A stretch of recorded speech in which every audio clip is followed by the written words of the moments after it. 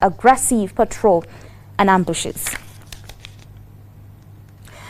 The Nigerian government have been urged to approve the community-driven development policy on ways to elevate, increase the number of citizens out of poverty. The call was made by the Federal Project Support for Community and Social Development in Abuja as part of advocacy aimed at improving the well-being of Nigerians, especially the less privileged. The National Coordinator, Abdulkarim Obaje, says the policy draft presented to the President for assent contains key areas seeking to address human capital development. This is the first country that has implemented cash transfer on this national scale. We now have a national social register. So having a community-driven development policy will just be a complement to the existing effort. I want to assure you that all the stakeholders in the House are willing and they are ready to deploy all their arsenals, all their resources to support the President. I'm very hopeful that the ministry and government receiving this document from you will move it into the appropriate system to ensure that it finds relevance in all the key areas of human capital development. The Special Assistant to the President on Social Investment, Nasir Mahmood, assured that the policy draft has been considered and approved accordingly. Top level up to the lowest level of the country, from Mr. President up to the lowest, belong to one community or the other. And unless we see community from that perspective, we're going to have a problem. Many a time we're having meetings, discussion around community, only see those poor and vulnerable groups. So long as everybody identifies himself as self with the community and contributes accordingly, definitely are going to be having some challenges. So I think one of the issues really is for everybody to see himself as a member of one community or the other and support and contribute their own quota. The Nigerian government had in recent times promised to lift 100 million Nigerians out of poverty within a 10-year period.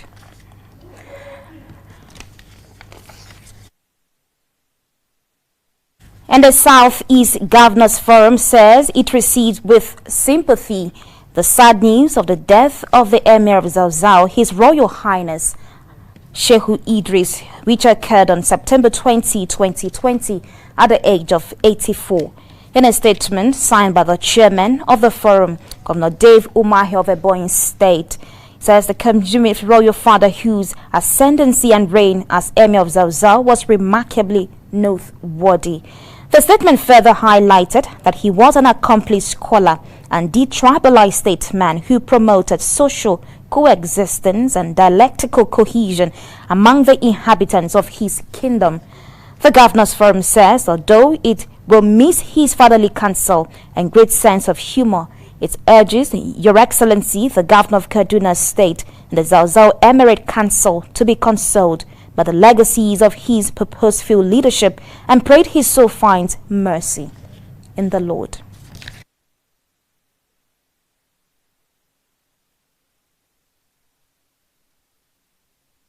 And Nigerian youth have been advised to take advantage of the ongoing MSME Survival Fund scheme aimed at providing support for entrepreneurs. The national president of the Nigerian Youth Organization, Abdullahi Wali, gave the advice at a forum in Abuja on Saturday.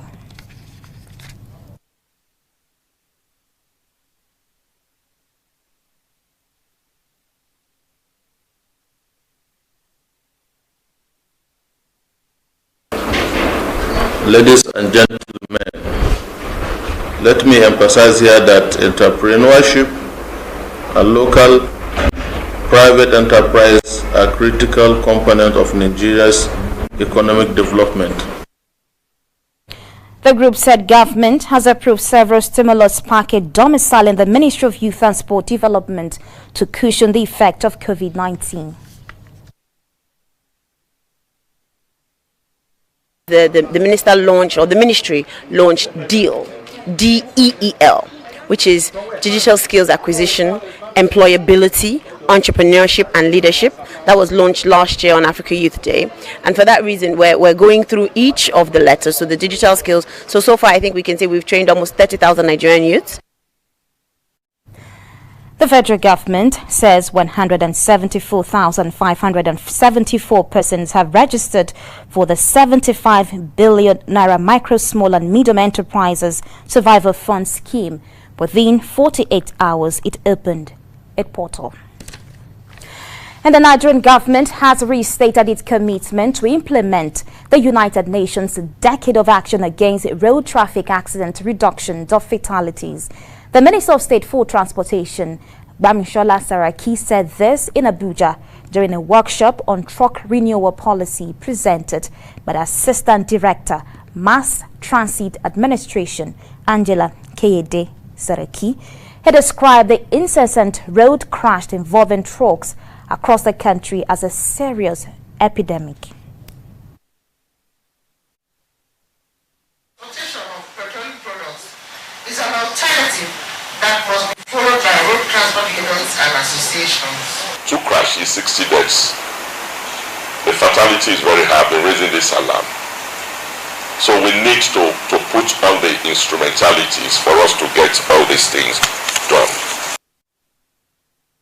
Key players in the road transportation sector highlighted the need to address major challenges on Nigeria roads. The material that the road has been built, it is when we identify all these done before we come back to say who's at fault. There has not been a deliberate government policy in invest. All support sector as is. All previous efforts were done by marketers and transporters themselves. The Council, in its commitment to reduce and ultimately eliminating the incidence of truck vehicles breakdown, crashes and attendance losses on our road, trained and empowered about 600 mechanics across the country on repairs and maintenance of heavy-duty truck and buses.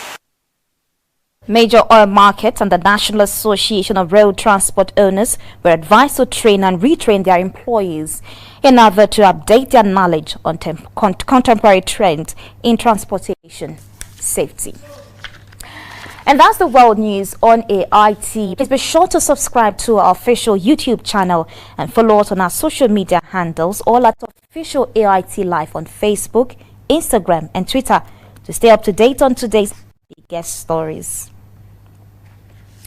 And thank you very much for staying with us. I am Oyedia Oro.